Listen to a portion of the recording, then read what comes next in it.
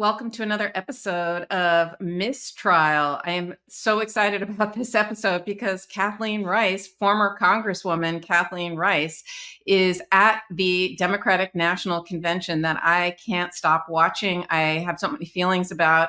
I haven't talked to you since you've been there. I want to hear all about it. And we have Danya Perry, the superstar lawyer who represented and represents Michael Cohen, and who I am honored to call my law colleague and friend. The three of us work together in a law firm, and we are friends and colleagues and happy to bring you our perspective every week because we're all three former prosecutors, former public servants, and we have unique perspectives on all things at the intersection of law and politics. Today, we're going to talk all about the convention and what is going on, and can't wait to hear all your thoughts, Kathleen. And then we're going to turn to the legal cases. We've got a bunch of them going on, all in New York. So we've got George Santos, who pled guilty. My God, I can't wait to hear and talk to you about that, Danya. Thank God he pled guilty. After all the denials that he did anything wrong, this is a full admission that he is a complete fraud. But we'll talk about that, and we'll talk about all things Donald Trump in New York as well. The Attorney General Letitia James has filed her reply to his appeal. And so we'll talk about what's going to happen there in his civil fraud case and what's going on at the Manhattan DA's office. Will that sentencing happen on September 16th or 18th or not? So great to see you guys this morning. Kathleen, tell us everything. What is it like? What's going on? I got it. We got it here. Okay. So my favorite ladies, I'm so happy to be here with you. This is the most time I've ever spent in the city of Chicago, and what a great city it is. It is the organization that goes into putting on a show like this night after night. I got here on Monday, and I've been at the arena the last 2 nights, and it has just been electric. But Kathleen, they've been planning it for over a year, right? And then everything changed within the last month. So funny that you say that, Danya, because before Kamala Harris was before the changeover and the passing of the baton, they were really struggling to get people to come. There were a lot of members who didn't want to come. They were like, I'm worried about my own race. I am going to stay home. I don't need to be there. I'll watch it on TV.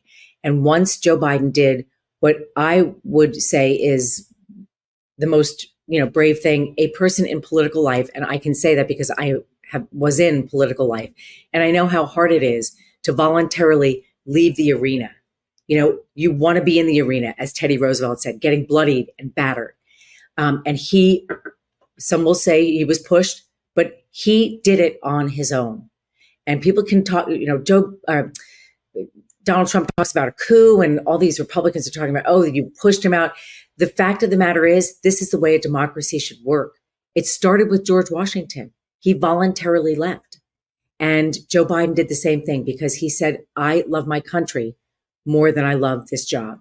And that, to me, was the most amazing thing to hear from the leader of the chills, Kathleen. That gave me the chills. It's true. I mean, I thought, okay, so here we are. And we're all in this wonderful city that, the other side wants to denigrate and say it's, murder town USA. It's nothing of the sort. People are excited. I don't even know where to start. Yeah, so it doesn't look like they had a hard time filling the seats as it is. Actually, they had a hard time keeping people in their seats. They did. They did. Ovation. So getting into the arena took hours. Literally, the security, and rightly so, was off the charts just because of, it has to be that way. You had the former president. You had 2 former presidents. You had Obama, Clinton, Hillary Clinton, Michelle Obama. You had former Speaker Pelosi. You had any number of sitting governors and senators and House members. Everyone was here. And don't forget Oprah Winfrey. Oh no, I was going to save her for last because I don't. There's nothing that you can say about Oprah Winfrey. The reason why I hope people were watching is because the overwhelming message from everyone was, if not now, when? And if you have something to complain about, save it. Like, if you want to do something, if you want to matter, if you want to count, if you want to keep the government out of your bedroom and the choices that you make between your intimate partners in your life and your family and your children, and you want to educate your children and you want a chance to have a good job and buy a home, this is where you got that message. And I can't tell you the arguments that I've had with my Republican colleagues this week. This whole thing has been light on, policy. What? I know. I've heard that too. I'm like, light on policy. How about we're trying to keep democracy? How about we're trying to avoid an autocracy? How about we're trying to protect women's rights? Like, what are you talking about? Not the time for policy, as the Republicans recognized in their convention. I didn't hear a lot about that there. There was no policy. And their roll call, I mean, it's kind of becoming like a meme, the roll call, the difference between the roll calls on the Republican side and the Democratic side. The level of enthusiasm that there was, and there is, and this city is just like on lockdown right now because it's going to be just the biggest party ever tonight. But for me, and this is why I love doing MissTrial and speaking truth to people, the disparity or the disconnect between the Republican message and the Democratic message couldn't be more stark. I think they could have done it better. I'm going to say, because I think we've actually done it better, which is digging deep into Project 2025 and really ripping the layers off to explain to the American people exactly what Trump 2.0 would do for everyone. Kenan Thompson had a good line about it. What's that? Held up. I don't know if you were there for Oh Kenan my Thompson. God. It was amazing. So he for held those up of us who missed it, tell us what he did. Book. He held up sorry, Kathleen, you said. No, but he held up the book, and you see how massive it is. I mean, they must have put it in book form. And he said, leave it to the Republicans. I'm paraphrasing. Leave it to the Republicans to come up with something that can both kill a small animal and democracy at the same time. And he, looked. And then he did the ultimate mic drop. Dropped it at the end and just walked, exited stage left. It was brilliant. They started by the first. What really did strike me from listening to the speeches is how much was not negative fire at, and it was really such a positive, again, hopeful message. Hope has made a comeback was the theme. And so I liked that. And, to your point about hope, no one can give a message of hope better than Michelle and Barack Obama. And I know that there is some criticism about them kind of doing a brutal, but delicious, smart, nuanced, in your face, at the same time, takedown of Donald Trump, a man who tortured this family for the last 20 years. He started birtherism.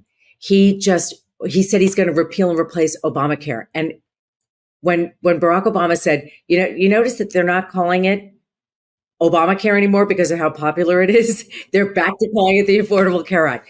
It was just a brilliant takedown. But in that was basically, it was a lesson in humanities, really. How do you want to be treated? How do you treat people in your life? And how do you want to be treated? When Tim Walz got up there, and with full disclosure, Tim Walz is one of my favorite people on the planet. I've known him for almost 10 years. I sat on the Veterans Affairs Committee with him, and he was the most high-ranking former military ever to serve in Congress. And he served as our ranking member when we were in the minority before he ran for governor on the Veterans Affairs Committee. And no one cared more or was a more relevant voice for the issues that impact the brave men and women who put the uniform of this country on, this great country, and risk it all and then come back. And he was there on that committee to say, when you come back, we are going to be there for you. And I don't know if you guys saw it. I had to do a TV spot right after he spoke, and it was all I could do to not cry throughout his entire, I've had a coach like him. I've had teachers like him. I've had mentors like him. Everyone could look at him on that stage and say, I know that man. And what that means is I know him and I know he's going to be there for me. I'll follow him wherever he wants to go. And I think he is going to be an amazing partner for Kamala Harris going across this country and reaching out to disaffected people, disaffected communities and people who have felt left behind for 10, 20, 30, 40, 50 years, sometimes their whole lifetime, and say, we are going to be there for you. And it was such a different message than the gloom and doom of, this country is going down the crapper and Donald Trump, I'm the only one that can save it. I have always in my life, and I know that you, Danya, and you, Karen, are the same way. Everyone has had their struggles. Everyone. It's part of life, right? I've always said to my nieces, I'm a childless Catwoman. I've always said to my nieces and nephews and godchildren that if you have a family that loves you and a handful of friends and you can laugh really hard once a day, that's a check in the win column. And this whole week has been all about that. Life is a struggle. That's why it matters who runs your government. It matters who your elected representatives are. And we can sit there and disagree. What Barack Obama said about, look, this is a conversation we need to have. Every single one of us have people in our lives that we love, but we disagree with on a political level. Don't shy away from those conversations anymore. Have those conversations. Remember when you go into these conversations that there's a reason why this person is in your life. There's a reason why they're your friend, your lover, your husband, your wife, your child, your coworker. There is a reason why these people are in your life, and do your best to understand, explain how you feel, but also be open enough to understand where other people are coming from. And I just think at this point in our country's history, we need to get back to, and it's not this fake hope. It's not, oh, come on, the balloon drop and all that kind of stuff. This is real. People are struggling. And there is a message of hope that this Democratic Party is giving. And it started with Joe Biden. He was willing to give power away when most people, some of whom were in that arena, were not. And I think that message was amplified most effectively by Michelle and Barack Obama, two people who have been attacked, pilloried, just crucified in public life for doing nothing more than trying to make this country better. So I can't say enough about how lucky I felt to be in that arena, to hear Oprah Winfrey. Who doesn't remember, you get a car and you get a car and you get a car. She is like the queen of the positive message. And she just, right there, she was just amazing in her message. And she crosses all political, she's a cultural icon, as is Michelle Obama. Yes, Barack Obama was the president, so they have a very revered place in our political system, but they supersede any kind of, definition, political definition. They are cultural icons. Year after year, Michelle Obama, one of the most, if not the most admired women in the world, not just in the country, in the world. And you can see why. The message of hope and the smackdown of the negativity, the name calling, the person who's outside your bedroom window with the leaf blower, time and time again. It was just, I thought, a message that was couched in intellect, respect, dignity, and most importantly, humor. The one thing, and I can say this because I know Donald Trump personally, the one thing you will never, ever do in a conversation with Donald Trump is actually have a hearty laugh. You just won't, because you have to have some level of being able to, having a sense of humor is first and foremost being able to laugh at yourself. He's never been able to do that. And there was so much laughter in these presentations and, community and unity. And I brought you two with me, and I'm just so glad to be sitting here and sharing this. And look, we have an amazing vehicle here. And I hope that people take my message as one of not as a Democrat, but as someone who really wants this country to move forward, wants to give everyone a chance at that brass ring. And that has been the overwhelming message at this at this convention. And look, I was not at the Republican convention. I can't speak to also known as WrestleMania. Is that WrestleMania? Yeah, WrestleMania. It was WrestleMania. I was watching it like, what is this? Yeah, it's I can't even like. And let me just say, just getting back to what we have been trying to do on MissTrial, which is explain to people the unbelievable impact that Project 2025 would have on women. Forget about children and the Department of Education. Forget about the law with what it's going to do to DOJ. It is the impact it's going to have on women and young girls. And the fact that they were able to bring women, and women were willing to come and get on that stage in front of thousands of people Incredible. And talk about such personal, tragic stories about lack of access and lack of care and lack of sympathy and compassion and the lack of autonomy over their own body and their own choices with their, when they're going to have a family, how they're going to have it. Are they going to survive an ectopic pregnancy? Are they going to get through IVF or IUI? Whatever it is that people are struggling to go through to have a family and propagate the species, I might say, JD Vance, it's not easy. And those stories were interspersed, and they're going to continue to be interspersed. To me, they were the most compelling stories because I am a woman who chose not to have children, but I would defy anyone to define my life as that of being a life that didn't matter and a life that didn't care about children, babies, individuals, people living in, underserved communities. I've spent my whole life as your whole career. You are you literally have been a public servant your entire career. Yeah, you are devoted to other people. To say you didn't have a stake in the future of this country is ridiculous. But that's the message. And you know what? They can sit there and say, oh, come on, that's ridiculous. It's not ridiculous. And they double down on it.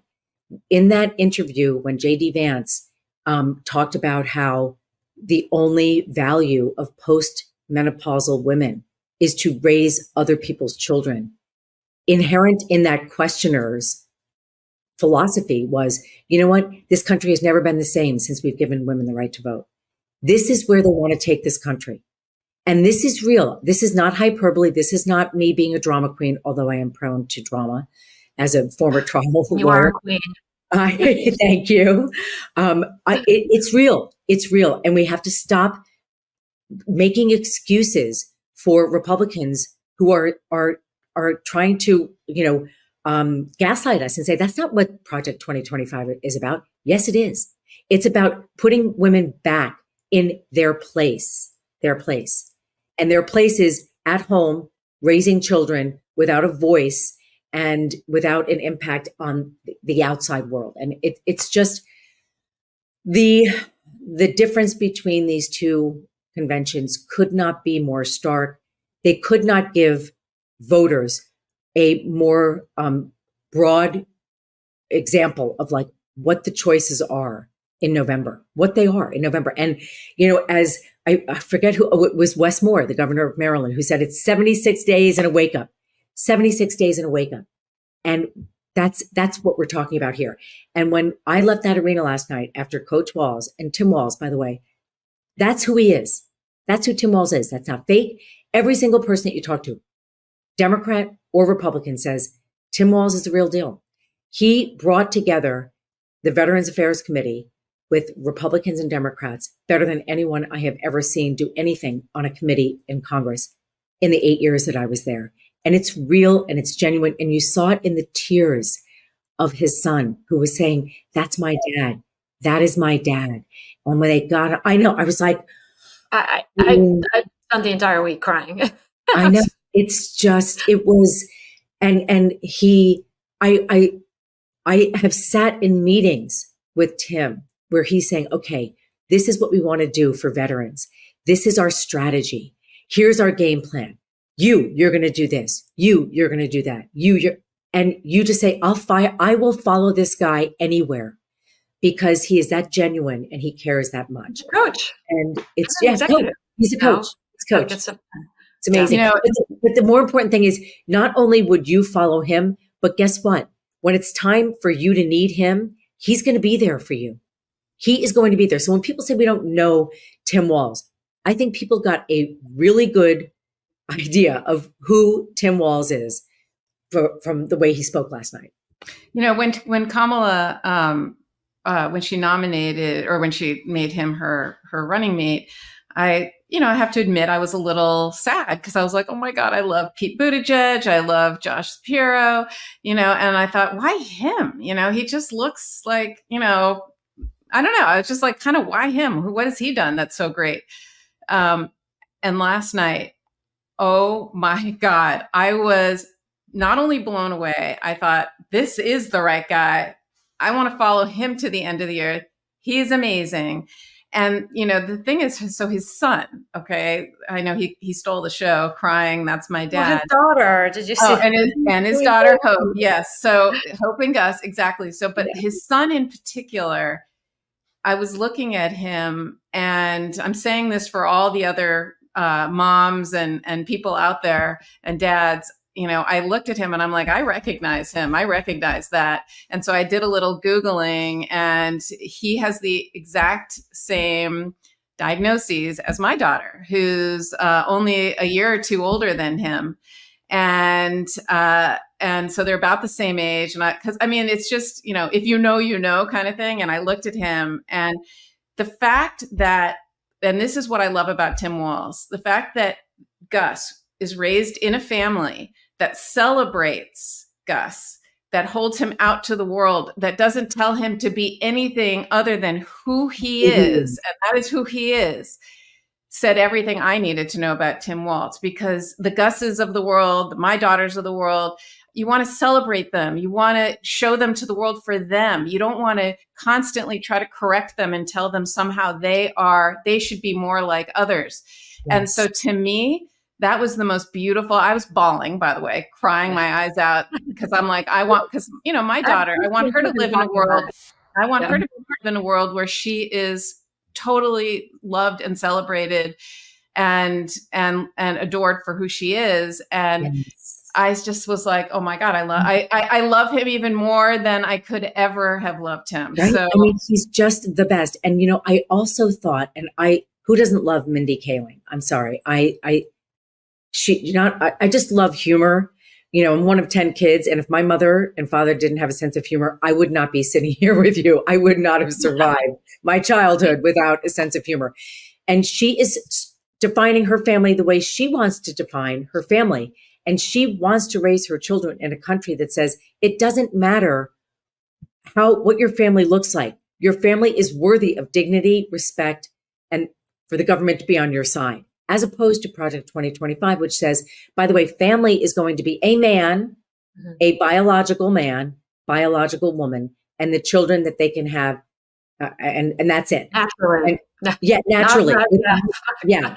And not for nothing, but like when people were saying, oh, Tim Walz lied because they didn't go through IVF. Oh, okay, so they went through IUI. I defy anyone to find a man who knows the difference between the two, knows what they stand for. I don't know the difference, really. Care. I know what they stand for, but I don't really know the difference. That is the level of attack that yes. they are charging against him. Yes, because they have nothing else, right? Did you see this thing about white man tacos?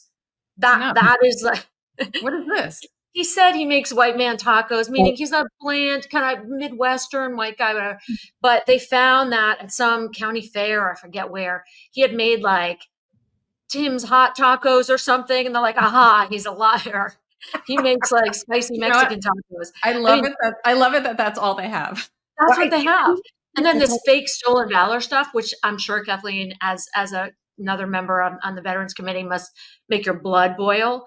It's what they did. I think it's Chris LaCivita, I guess, who brought the same kind of fake attacks against Kerry when he was the nominee, and he's trying to do it now. It's not sticking. I mean, it's not. Tim Walz was a member of the National Guard for 24 years. Yeah, and served. And it's not going to stick when you're talking about a former president who got out of serving in Vietnam because of bone spurs. Like, don't even talk. And JD Vance, you should be ashamed of yourself for impugning the integrity of any other person who wore the uniform like you did. Like, that's enough. You leave people like that alone, because the majority of Americans don't serve the way that Tim Walz did, and the way that JD Vance did, and Pete Buttigieg did. And like, they all say it's off limits. Like, anyone who wore the uniform of this great country deserves to be thanked. And we should be grateful for people like that, because but for them, we would not be in this amazing country. It's so true. It's so true. Mincing words, right? Like, one time he said one thing, he mischaracterized. He is who he is, right? Just like he maybe misspoke in saying IVF versus IUI. Like, who cares? Is that what Americans care about? Which, to your point, Kathleen, like, it sounds like the things that, from your perspective, I didn't watch all of it. I didn't even get to see Mindy Kaling, but the whole conversation was around the things that matter to Americans. Yes. And it's not, slicing lines that thinly between IVF and IUI. No, it's not. And what the message that it brought home, and I can't stress this enough, that over the past 10 years, we have been so focused. And by the way, it's not only on Donald Trump that we have become this divided. It's because of social media and kids literally living their life staring at a phone instead of shaking a hand or meeting a kid in a playground. That's on us, right? But now we are at an inflection point. Do we want to spend the rest of our lives with our children like this or like this? And that has been the message of this convention. Like, we can go back to the days where you actually gave a shit about your neighbor. And if they were in trouble, you didn't say, who did you vote for in 2020? Are you an election denier? You just help that person. Yeah. Was that that was Oprah, right? That was her line? Yes. And she goes, one of the greatest lines, if the house is burning down, and we'll save the cat too. I mean, it was the humor. I was laughing through tears of joy, and like, just, it was amazing. It's like you forget that Donald Trump has done such horrific things to this country. It's like we forgot that we could feel this way. This is why we all went into public service. This is why, you get the chills when, they play the national anthem, and, and then the flag was, or, when the flag was still there. I get the chills every time. This is why, because, it's just so powerful. And it was like dimmed under Donald Trump, who talks about nothing but himself, about negativity and dividing people. I just I think all of us probably have relationships to repair. And I will tell you, on the plane ride home, I know that I'm going to think about people that I'm going to reach out to that maybe I have not been as close with or have not spoken to as much over the years, because I didn't want to go there. But Barack Obama's message and Oprah Winfrey's message and the overwhelming message of this convention is, we all need to go there. We have to have those tough conversations, because if you can't repair even the most basic relationship in your own life, then what is it all for?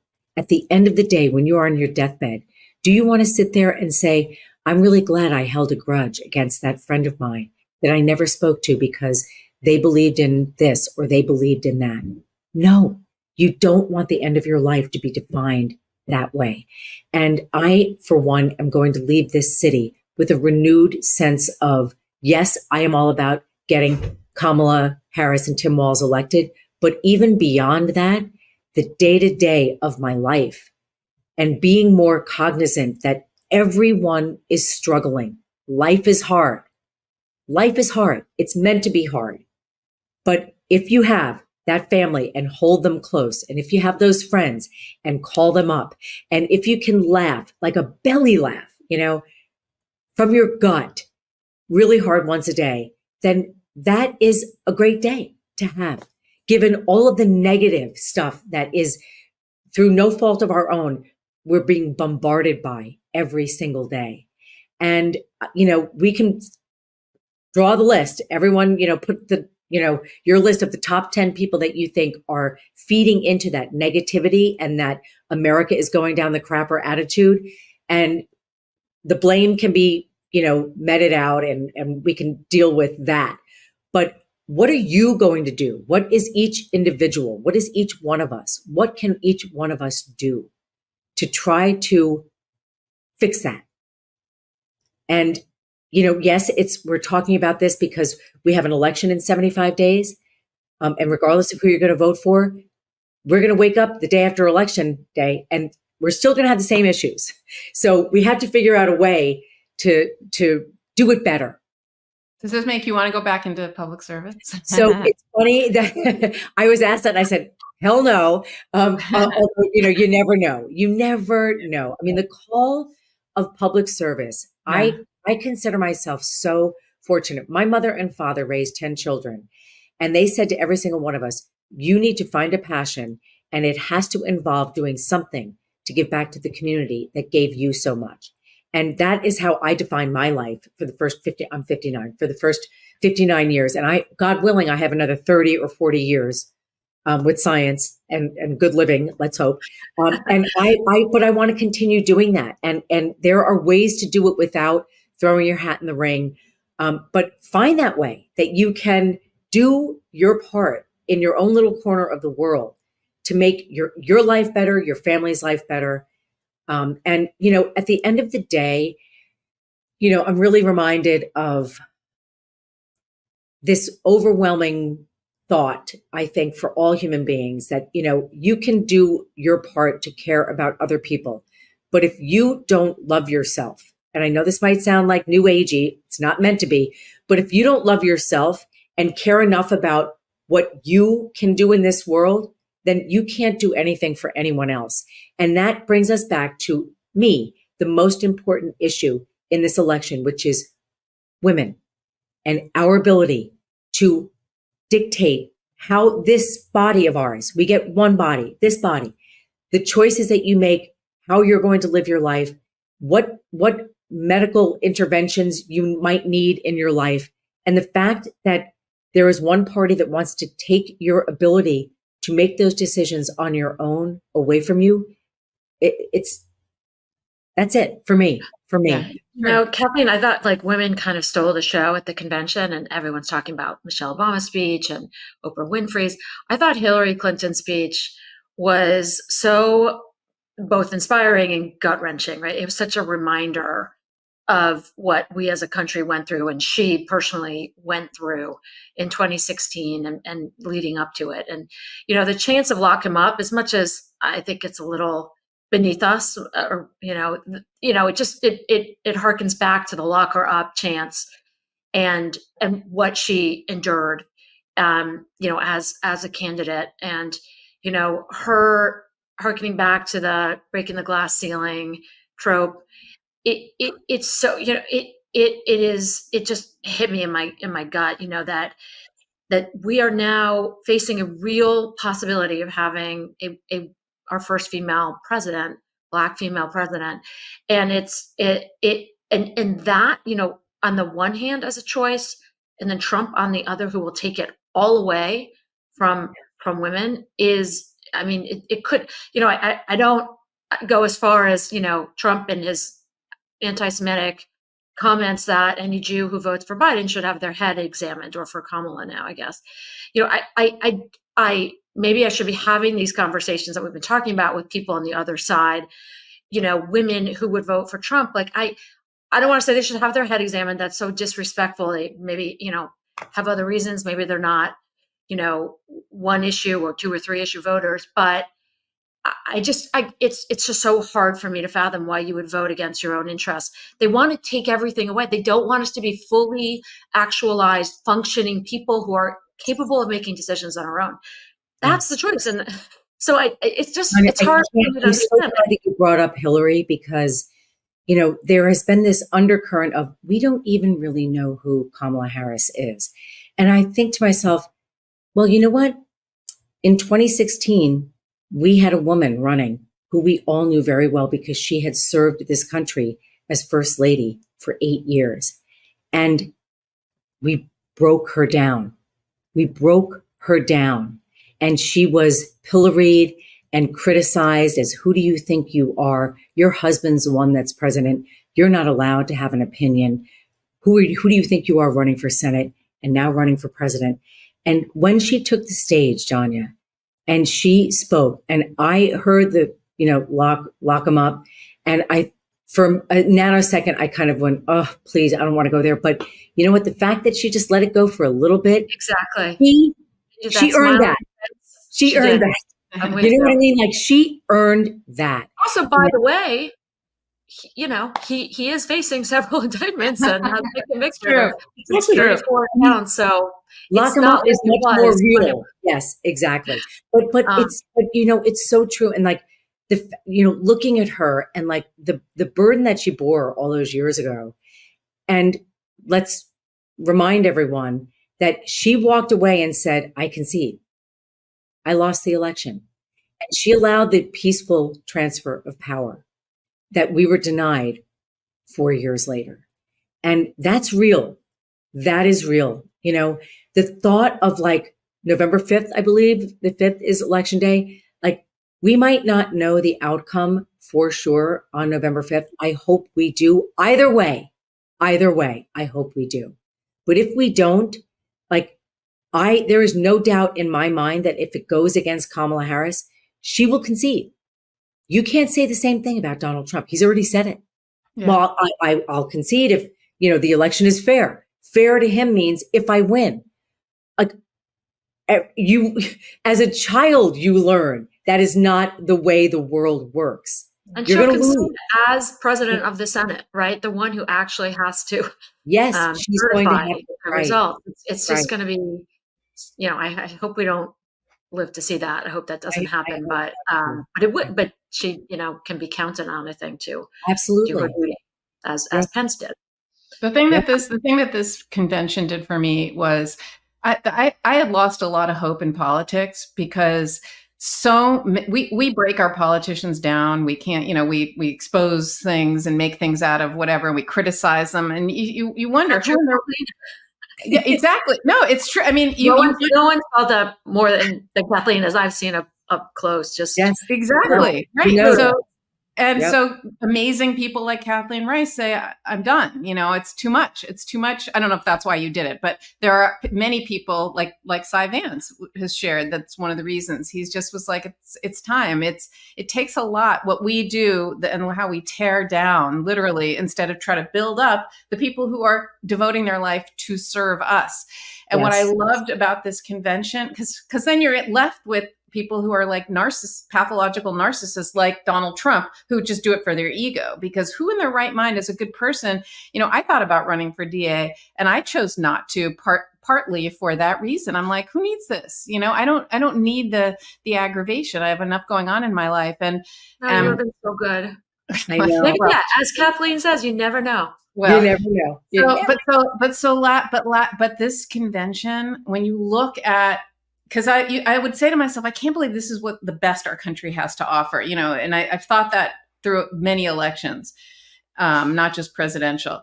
But then, you look at the people who are in the Democratic Party, like the Pete Buttigieg, like the Josh Shapiro's, Wes Moore, exactly. You look at those people and you're like, wow, okay, this is amazing. Angela Alsobrooks, oh my gosh, she's amazing. The senator. Who is that? Angela Alsobrooks. She's hopefully going to be the next senator from the state of Maryland as well. And I just like the people that you have. To your point, Karen, what I loved about the whole vibe was that by hook or by crook, Democrats passed the baton. If you asked Joe Biden if this is the way he wanted his political career to end, he would say, hell no. It's a bunch of malarkey. That's what he would say, right? But at the end of the day, he did pass the baton. And one of the reasons why James was impressive too, by the way. Well, I pray that he's going to be the I first. loved him. I was like, he's amazing. And he's a homeboy. He's our homeboy. He's New York. I mean, he is. I loved his analogy, to an old boyfriend that you've broken up with. Yes. Bro, give it up. Right. That is who Hakeem is. But, I will say this, that when I went to Congress, I was sworn in January of 2015. And I got there and I thought, like, where are all the people my age? And by the way, at that point, I was like, was I even 50? I don't remember if I was even 50. And what this convention represented is that, yes, the Democratic Party is finally saying, you know what, we've got a really deep bench. Look at all these people that we have to choose from who are standing up and saying, I want to serve. I'm here. I'm ready. And that is what Kamala Harris represents to me. Finally, the passing of the baton. And what is the other side doing? They are clinging on to this cult-like figure that they have all become sycophants to because they're afraid of taking a different position. And that, to me, I feel badly for my colleagues who feel like they have to, and I'm saying my colleagues, I'm not saying voting Americans. I understand why people like what Donald Trump stands for. I am talking about people who are willing to serve. And both Republicans and Democrats have not done a really good job lately of voluntarily giving that power away and saying, it's time for me to walk away. I knew when it was time for me to walk away. I had been in public service for 32 years, elected office for 17. I wanted to see who was going to come next, Republican or Democrat, who was going to come next and hold their hand up and say, I want to serve. I want to ask my constituents to put their faith in me and see what I can do to kind of move the ball down the field. And that, to me, is one of the most significant moments of, however it happened, and it wasn't a coup, Joe Biden could have remained the nominee and he could have been the one giving the speech tonight. But he voluntarily, because it was voluntary, he said, no, it's time. And for that, regardless of what you think of him, regardless of what you think about what kind of president he was, he voluntarily walked away from the most powerful position on the face of the planet for a woman. Michelle Obama was talking about how she had the, pit in her stomach going into this election. I think so many of us felt it, right? The polls didn't look good. And, there was this sense of kind of like, I don't want to say doom, but it didn't look good in this kind of breath of fresh air that has been breathed into political life. And you saw it on just wildly on display over the past couple of days is just so heartening. And I think mandatory in every social studies class or politics class until the end of time should be show Michelle Obama's speech followed by Barack Obama's speech. To me, it was the greatest. I've written political speeches. I've seen political speeches. It was by far the greatest two speeches, but especially Michelle's, plus her delivery. It was and plus at this moment, the greatest speech I've ever seen in my life. Couldn't agree with you. Yeah, I think it beats his 2004 convention speech. It was because the moment we're in, who she is and what she's everything. It was electrifying. I loved how he tipped his hat to her. He said, I have to follow Michelle Obama. But that's a real man who is, willing to say, just my wife is it.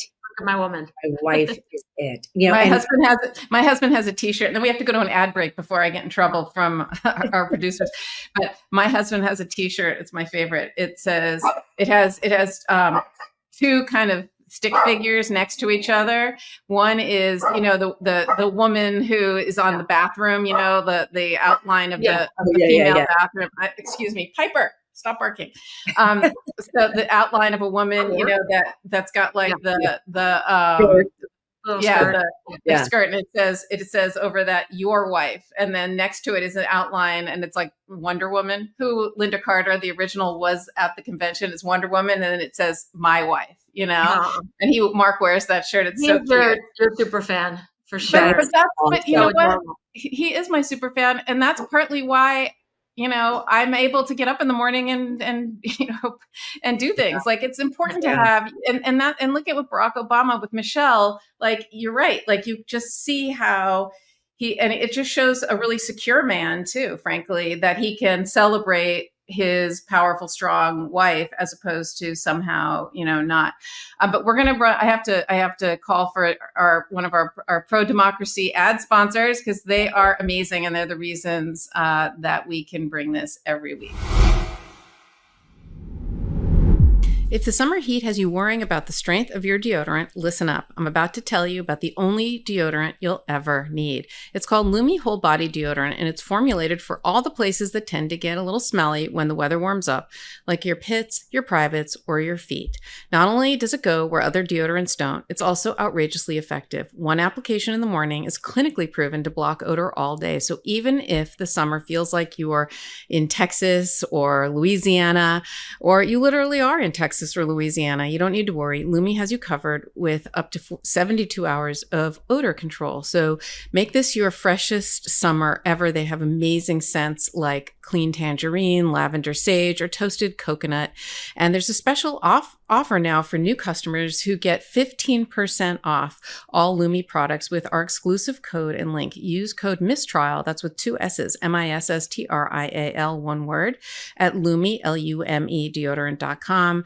That's LumeDeodorant.com, and use code MissTrial, MISSTRIAL, at checkout so that you get 15% off. I love that it's safe to use anywhere on your body, created by an OBGYN, and it's pH balanced and safe to use even below the belt. So try Lumi. You can do this starter pack, which is also great for new customers. It comes with a solid stick deodorant, a cream tube deodorant, and 2 free products of your choice. So it's free shipping, and you get 15% off with this special code MissTrial. So again, go to LumeDeodorant.com and put in code MissTrial. Thank you so much, Lumi, for sponsoring this podcast. If you're anything like me, you're doing everything you can to try to reverse the signs of aging. I am almost 58 years old, and I'm a grandmother, and I'm always looking for products that help me look younger and feel younger. And that's why I love Qualia Senolytic. It's a great new product that is sponsoring MissTrial, and hopefully you will try it too.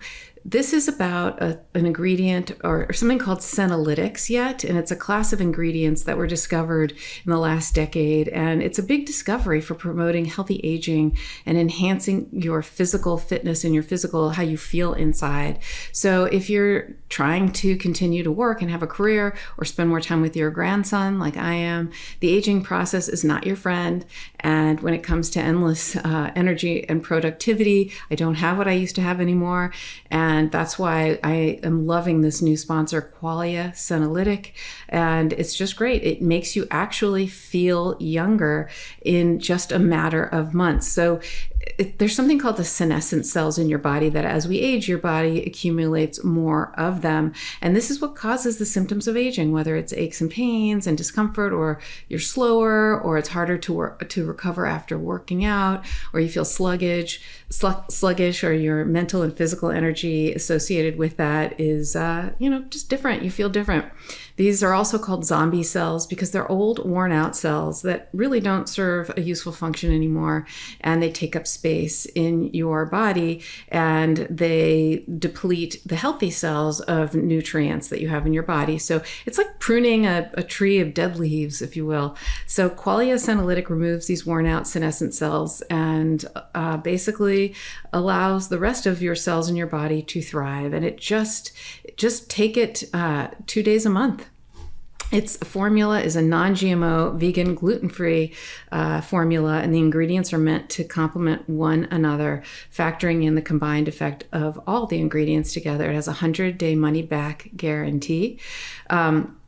And this clinically tested 2-day rejuvenation regimen may hold the key to unlocking cellular health and revitalizing aging tissues throughout the body. So this is just a really, really, really great product. Resist aging at the cellular level and try Qualia Senolytic. Go to qualialife.com/MissTrial for up to 50% off and use the code MissTrial at checkout for an additional 15% for your convenience. Qualia Senolytic.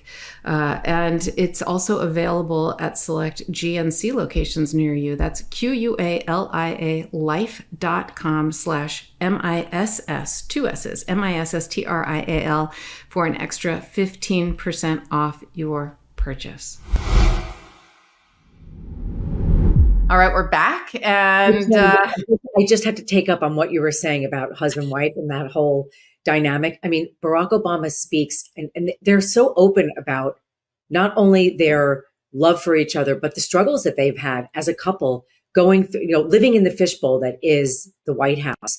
And he said, my wife is my best friend, but she also still has she still surprises me.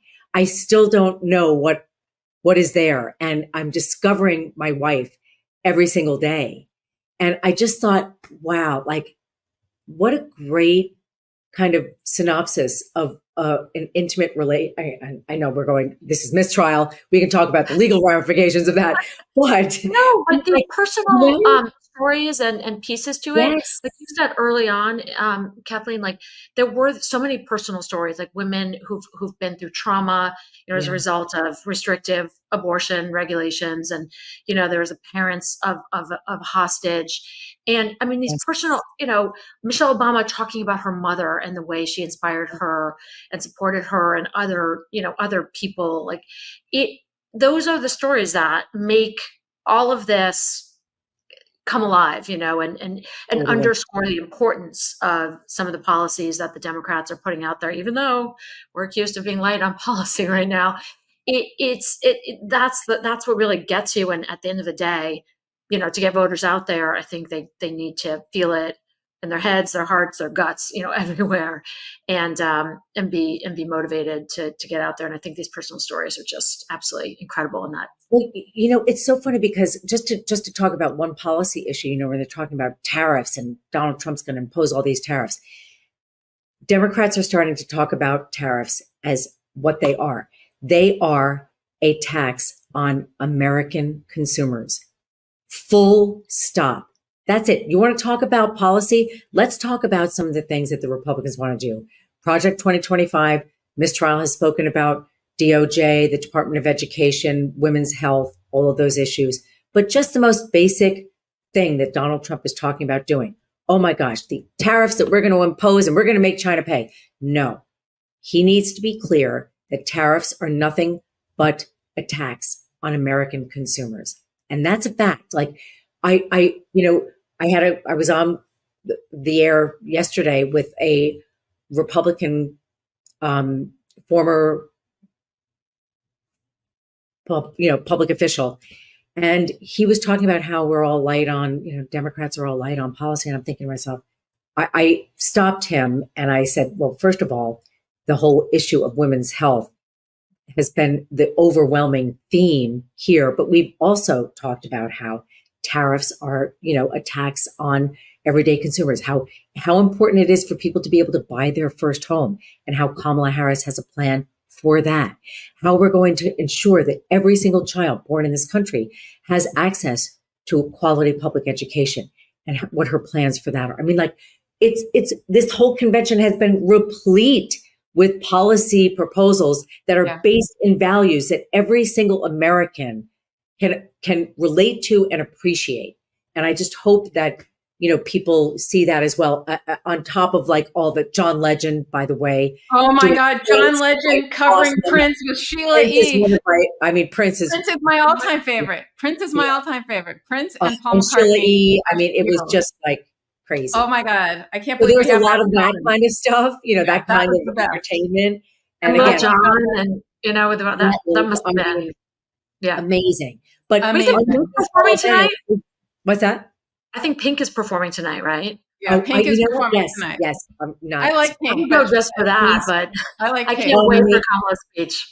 A pink Can't to wait. me is, I mean, we could do a whole episode on pink. Yeah, Right? let's. All right, we have to pivot. We don't have a lot of time left, so we have to pivot Yes, to the cases sorry. that we're going to. No. I mean, I could go on and on. You know, that's all I want to talk about. But we have to talk about. But now we have to talk about George Santos. It's literally like from the sublime to the absurd. Yes, or the talk about not the best the country has to offer running for office. Danya, tell us what happened with George Santos. I know, like Kathleen, in your discussions about knowing when it's time to pass the baton. I mean, him and Bob Menendez, about whom there's also some news this week. Both of them kicking and screaming, to resign in the face of devastating evidence of just rampant corruption.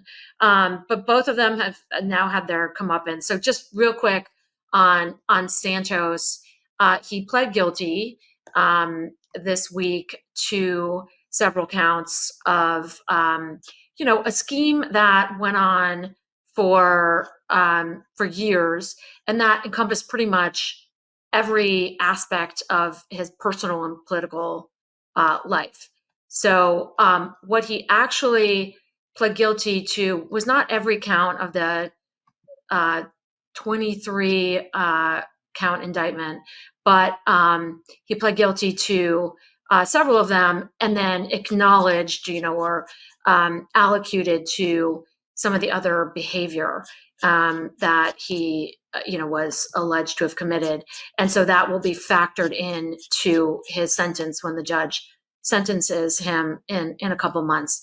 And he's got one of the things he pled guilty to was to a count of aggravated identity theft. So he's going to have a 2-year mandatory minimum sentence. Wow. And I think up to, it's a maximum sentence of 22 years imprisonment, although, that's with statutory maximum. So that's unlikely to be, what he actually is sentenced to or would serve, as well as restitution of $373,000 and forfeiture of $200,000.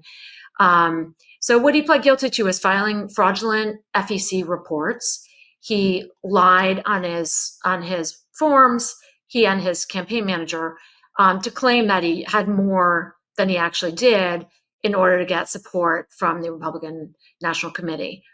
He embezzled funds from campaign donors. He used their credit card numbers to enrich himself personally. So he would, use credit card numbers that they had provided to the campaign and use them and just move money, sometimes through a series of accounts, just laundering it, and then use it to buy, luxury goods and whatever he wanted to in his personal life. So charging credit cards without authorization, stealing identities, and also, and this is like a kicker, obtaining unemployment benefits through fraud. So, he claimed during COVID that he had lost his job, whereas he never did and was getting paid. And so he got something like $24,000 in unemployment insurance benefits. He also lied to Congress, to the House of Representatives, where, he had a legal duty as Kathleen, every candidate for the House has to file financial disclosure statements. So he lied in that as well, also to make it seem like he had a lot more money than he did. So it's just, real potpourri of fraud. And he had been, as you guys remember, really belligerent and just, about the charges. He refused to resign until he was kicked out, actually. How did he get to that plea, Danya? How did he get through that plea? Well, he was supposed to go to trial in just a few weeks in September in the Eastern District. Well, how did he actually utter the words? He said he was ashamed of himself. I'm paraphrasing, but he said that, he had, committed a disservice to his constituents, and, he allocated, meaning he pled to the elements of each of those crimes. And he had to say that out loud. And then he gave a little speech outside the courthouse saying, expressing contrition, which, we've talked about on this podcast, is a smart thing to do, unlike, say, the former president, after he was convicted, certainly didn't express any remorse or contrition, which is something courts who are sentencing a defendant really like to see. So, whether he was doing this opportunistically to try and get favorable treatment from the judge who will be sentencing him in, I believe, October, or, because he actually has this newfound sense of contrition, I don't know, but he did at least say that. So, he's such a pathological liar. All he does is lie about everything. His parents were Holocaust survivors or whatever, his grandparents, whatever is, his ridiculous lies. That where he went to college, where he worked, every single thing is a lie.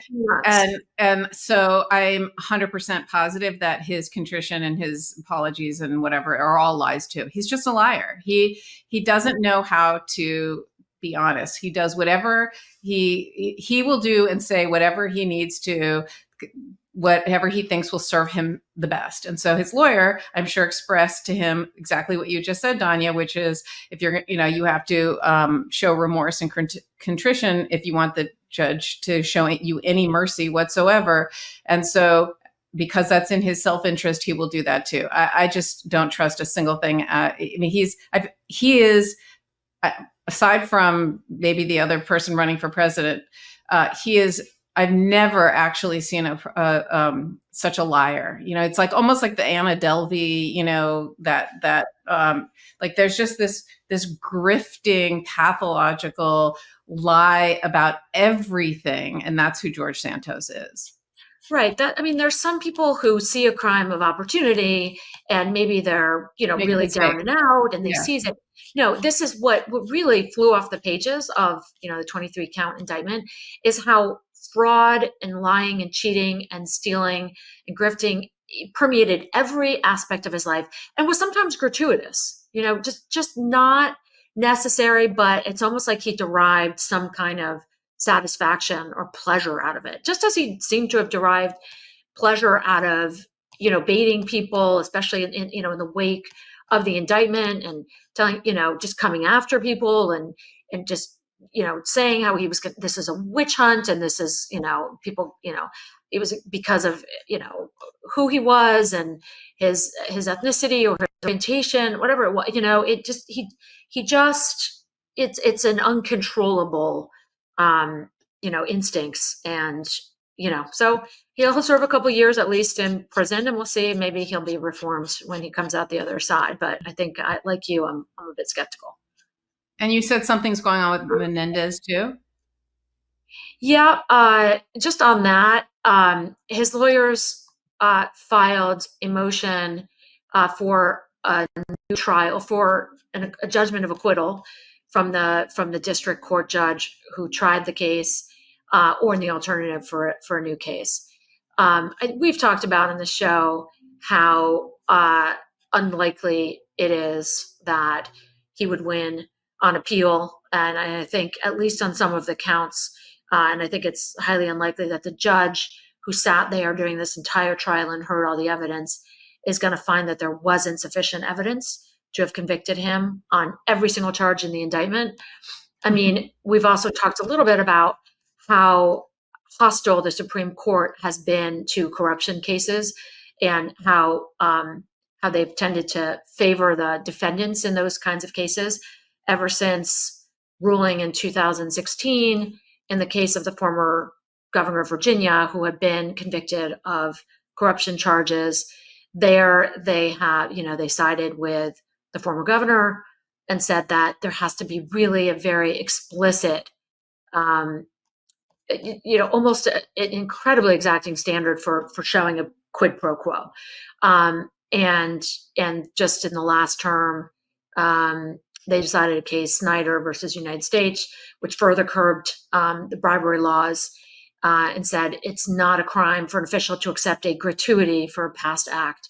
So that, has made it very difficult for federal prosecutors to bring corruption cases. But as we've talked about, this is one of the more airtight cases, I think, that we have seen. Gold bars. He got the gold bars before the act, not after.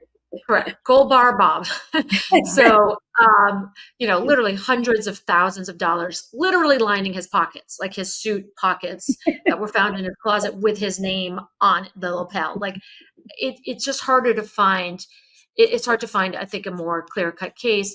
And, there were other charges as well that he was convicted of, including obstructing justice, acting as a foreign agent. So it's not just the pure bribery counts, but several others. So I think that's an uphill battle for the prosecutors, and perhaps in some kind of recognition of that, and of the fact that there was this ethics probe in the Senate. Menendez formally resigned this week, or at least it took effect. I think just yesterday. So even if he's somehow exonerated, I guess he says he's an independent now, but I don't think it's likely that we will see him running again.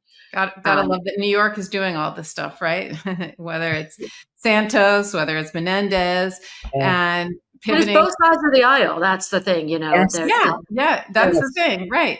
But New York is not. It's not political. They're just doing the work that everyone should, that for the whole country, frankly, and that's just holding people accountable and pivoting to Donald Trump and what's going on also in New York with him. Two things, really. So number one, Alvin Bragg has basically written a letter to Judge Merchan saying that we understand that the defendant, Donald Trump, has asked to postpone his sentencing September 18th. And we acknowledge that there are some thorny issues that have come up since the July 1st immunity decision that may impact the case. And we know that you're going to be ruling on it September 16th. And so in the immunity decision. And so we're not sure, because the Supreme Court was silent as to whether Donald Trump can appeal your ruling before he's sentenced or after he's sentenced. And so as a result, Judge, tricky issue.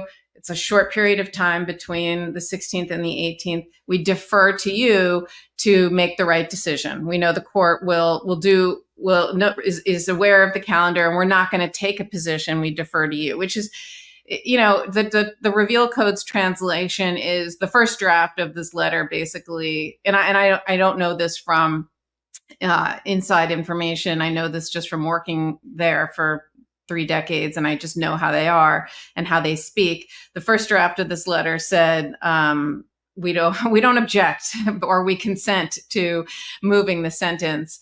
And look, they don't want their conviction reversed either, right? So they want to do everything by the book, because a conviction is great, but you got to make sure it doesn't get reversed on appeal. So they want to do everything by the book. And this is a thorny issue.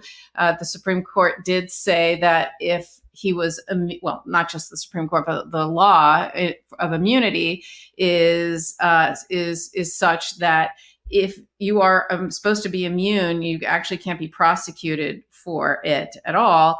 That's not even, doesn't go to the jury. You can't be prosecuted for something that you're immune from. And that's something you're allowed to appeal during the pendency of the case. You don't have to wait until after, which is what you normally have to do when you want to appeal issues. You have to wait until the conviction is finalized, which happens after sentence. And then you bring all your appeals, right? It's like anything you want to appeal or complain about has to happen then. But there's a very small number of things you're allowed to appeal prior to that.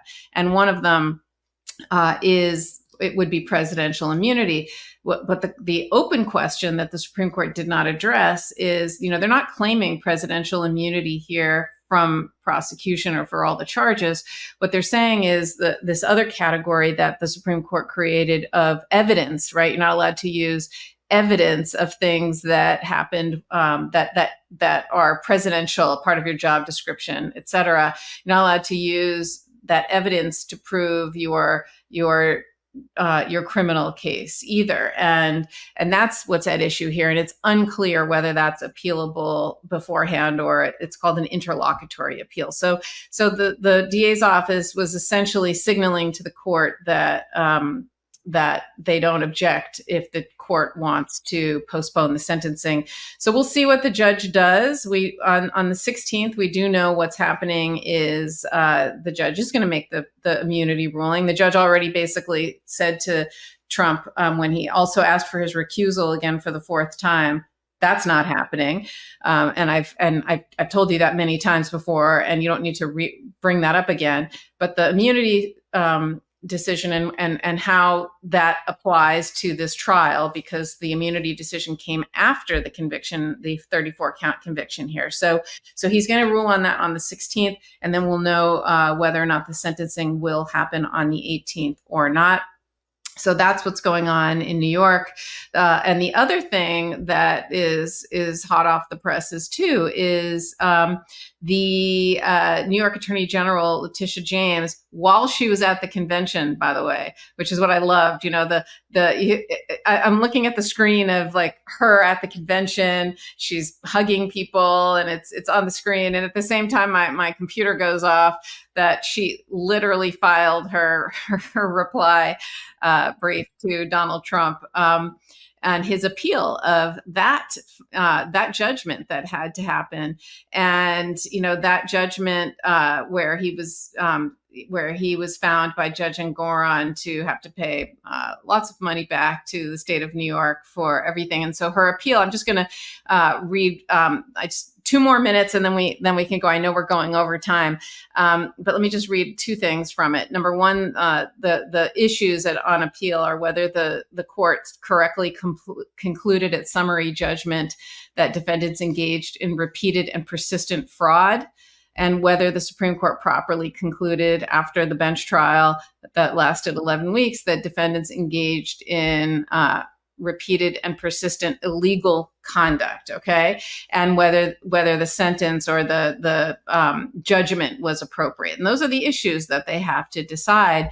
And the appeal is, I didn't get to read the whole thing because it came out right before. It's 168 pages long, but I just do, again, I want to just read one very brief thing from it, because it says it better than I could, which is, and also, to the extent that you're going to hear Donald Trump characterize things differently and lie, I'm reading directly from what it actually says. So it says, for years, the Trump Organization and its top executives engaged in fraudulent and illegal scheme to misleadingly inflate the net worth of Trump, as reflected in his personal financial statements, by as much as $2.2 billion a year. Each year, the defendants used new misleading statements when conducting business with lenders, insurers, and others.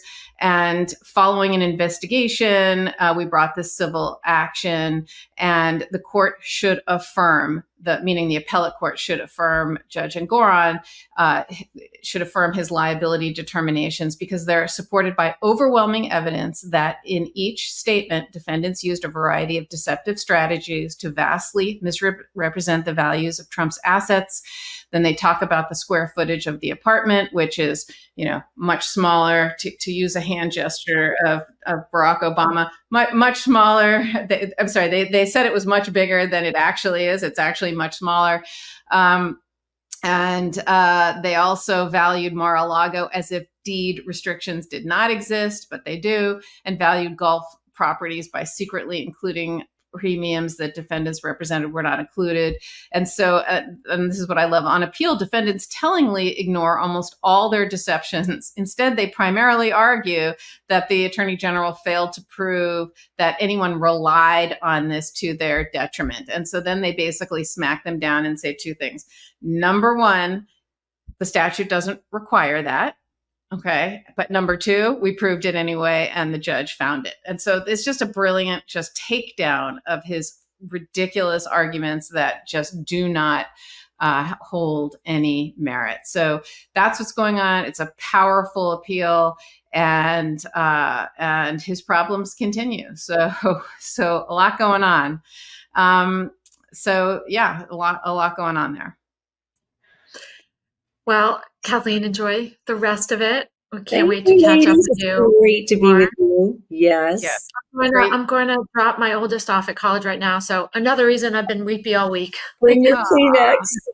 Oh, well, have the best time ever. This is Yes. amazing. Amazing. Congrats Thank to you you. guys. Congrats. Great to see you guys. We've reached the end, and we'll see you again soon. Love this video? Make sure you stay up to date on the latest breaking news and all things Midas by signing up to the Midas Touch newsletter at MidasTouch.com/newsletter.